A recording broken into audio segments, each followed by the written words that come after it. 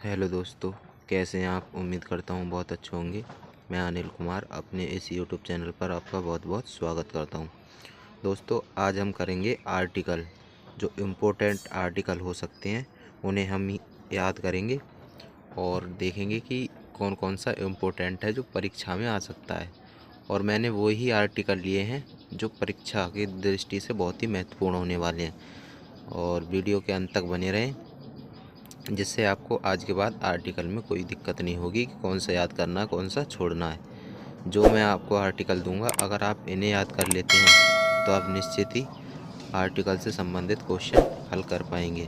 तो चलिए दोस्तों, सबसे पहले है अनुच्छेद एक। अनुच्छेद एक में क्या दिया है? संघ और उसके राज्य क्षेत्र के बारे में बताया गया है अनुच्छेद एक में।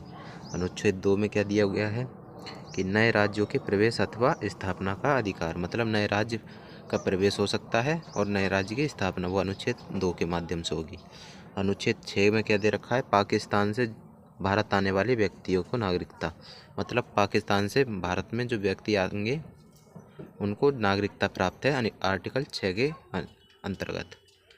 आर्टिकल 7 में क्या दिया रखा है? भारत से पाकिस्तान जाने वाले व्यक्तियों को नागरिकता, मतलब कोई भी भारतीय पाकिस्तान जा सकता है, वो आर्टिकल नंबर 7 के माध्यम से।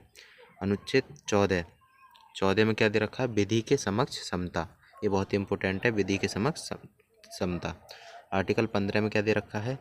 धर्म, मूल, जाति, लिंग, जन्म के आधार पर विभेद और प्रतिषेध। ये आर्टिकल नंबर 15 से संबंधित है। आगे देखते हैं हम आर्टिकल नंबर 16। आर्टिकल नंबर 16 है लोक नियोजन के विषय में अवसर की क्षमता, मतलब प्लानिंग के जो अवसर की क्षमता है वो है आर्टिकल नंबर 16 के अंतर्गत लोक नियोजन की। और आर्टिकल 17 इम्पोर्टेंट है। आर्टिकल 17 इम्पोर्टेंट है। इसमें क्या है? अस्पृश्यता का उन्मूलन, आर्टिकल 17 में। आर्टिकल 18 में क्या है? उपाधियों का अंत, ये भी इम्पोर्टेंट है। और अनुच्छेद 19 में क्या है? अभिव्यक्ति की स्वतंत्रता। 20 में क्या है? अपराध के लिए दोष सिद्धि के संबंध में संरक्षण, मतलब दोष सिद्धि के संबंध में जो संरक्षण होगा वो आर्टिकल नंबर 20 के माध्यम से होगा। अगला आर्टिकल देखते हैं हम। अगला आर्टिकल 21 है। 21 में क्या है? जीवन का अधिकार। आर्टिकल 21 के ए में क्या है? शिक्षा का अधिकार, बहुत ही इंपॉर्टेंट है, शिक्षा का अधिकार, आर्टिकल नंबर 21 का ए। आर्टिकल 22 में क्या है? गिरफ्तारी से संरक्षण, गिरफ्तारी से संरक्षण।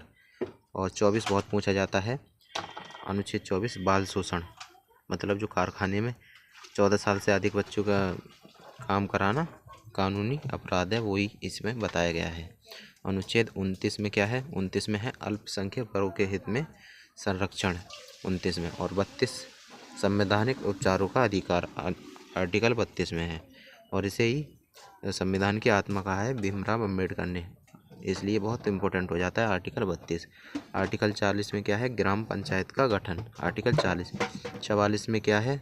सभी नागरिकों के लिए समान नागरिक संहिता, आर्टिकल 44 में है सभी नागरिकों के लिए समान नागरिक संहिता। आगे देखते हैं हम आर्टिकल 48। आर्टिकल 48 में क्या है? पर्यावरण का संरक्षण, 48 के कै में है जो। और 48 के बाद 49 में क्या है? आर्टिकल 49 में है राष्ट्रीय महत्व के कलात्मक अथवा ऐतिहासिक स्मारकों का संरक्षण, मतलब जो ऐतिहासिक स्मारक हैं उनका संरक्षण है, आर्टिकल 49 में। आर्टिकल 50 में क्या है? कार्यपालिका से न्यायपालिका का पृथकीकरण, मतलब कार्यपालिका से न्यायपालिका का जो अलग होना है वो है 50 में। आर्टिकल 51 में क्या है? 51 में अंतर्राष्ट्रीय शांति एवं सुरक्षा का अभिवृद्धि, यह है आर्टिकल 51 में। इसके बाद देखते हैं 51 का जिसमें क्या है? मूल कर्तव्य, ये बहुत पूछा जाता है। 51 का जो है मूल कर्तव्य है, 51 का कैम है, जिसे 42वें संविधान संशोधन 1976 के तहत जोड़ा गया था। इसके बाद देखते हैं राष्ट्रपति से संबंधित आ जाते हैं। ये हैं राष्ट्रपति से, इनको ट्रिक के माध्यम से भी याद कर सकते हैं। पहले देख लेते हैं क्या क्या है। 52 में राष्ट्रपति का पद, 53 में कार्यपालिका, 54 में निर्वाचन मंडल, और 55 में कोटा, 56 में क्या है? कार्यकाल, 57 में दोबारा निर्वाचन, 58 में योग्यताएं, और 59 में दशाएं, और 60 में शपथ, 61 में है महाभियोग। तो ये हैं, ऐसे याद कर सकते हैं हम पका पकानी कोका कोका द्वयोदशम। पकानी कोका द्वयोदशम। इस ट्रिक के माध्यम से याद कर सकते हैं हम। तो पा से पद हो जाएगा, का से कार्यपालिका, नी से निर्वाचन, को से कोटा, का से कार्यकाल, दा से दोबारा निर्वाचन, और या से योग्यताएं, दा से दशाएं, सा से शपथ, माँ से महाभियोग। तो इस ट्रिक के माध्यम से आप याद कर सकते हो। आगे देखते हैं। ये है उपराष्ट्रपति से संबंधित। उपराष्ट्रपति से संबंधित क्या है कि आर्टिकल 63 में है उपराष्ट्रपति, 64 में सभापति होगा वो, 65 में क्या है कर्तव्य क्या है उसके, और 66 में निर्वाचन के बारे में, 67 में कार्यकाल, माफ करना कार्यकाल, 68 में समय निर्धारण, 69 में शपथ और 70 में निर्वहन। तो इसे याद करने की ट्रिक है, उसका निकास शनि है, उसका ऊ से ऊ, सा से सभापति, का से कर्तव्य, निकास नी से निर्वाचन, का से कार्यकाल, सा से समय, शनि है, सा शपथ, नी से निर्वाचन। इस ट्रिक के माध्यम से आप याद कर सकते हैं। आगे देखते हैं हम। आगे है आर्टिकल 79। ये किससे संबंधित है? इसमें संसद के गठन के बारे में बताया गया है आर्टिकल 79 में। आर्टिकल 80 में क्या है राज्यसभा की संरचना। आर्टिकल 81 में क्या है लोकसभा की संरचना। आर्टिकल 108 बहुत ही इंपॉर्टेंट है। कुछ दशाओं में संयुक्त बैठक जो होती है दोनों सदनों की, राज्यसभा और लोकसभा दोनों की संयुक्त बैठक के बारे में बताया गया है। 110 क्या है धन विधेयक, ये बहुत इंपॉर्टेंट है, धन विधेयक के बारे में है। 123 बहुत पूछा जाता है, राष्ट्रपति की अध्यादेश जारी करने की शक्ति जो है वो आर्टिकल 123 के अंतर्गत है। उसके बाद है आर्टिकल 124। ये क्या है उच्चतम न्यायालय की, सुप्रीम कोर्ट की स्थापना के बारे में और गठन के बारे में आर्टिकल 24 के बारे में बताया गया है। 143 मतलब राष्ट्रपति को उच्चतम न्यायालय का परामर्श की जो शक्ति प्रदान है वो आर्टिकल 143 143 के माध्यम से बताया गया है। आर्टिकल 148 क्या है भारत का नियंत्रक और महालेखा परीक्षक मतलब CAG जो है वो आर्टिकल 148 के तहत होगा। इसके बाद हम आगे आर्टिकल के बारे में बात करते हैं। ये हैं राज्यपाल से संबंधित आर्टिकल। 153 में क्या है राज्यों के लिए राज्यपाल होगा। 154 में क्या है इसकी कार्यपालिका। 155 में नियुक्ति, 156 में कार्यकाल और 157 में योग्यताएं, 158 में शर्तें और 159 में शपथ।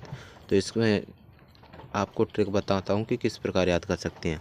तो इसको याद कर सकते हैं राजा की नाक योगा से साफ। राजा की नाक तो राजा से राज्यपाल होगे, की से कार्यपालिका होगा, नाक ना से नियुक्ति, का से कार्यपाल, योगा से योग्यताएं, से शर्तें और साफ से शपथ। तो इस ट्रिक के माध्यम से आप याद कर सकते हैं राजा की नाक योगा से साफ। आगे देखते हैं आर्टिकल 165 के बारे में बात करते हैं।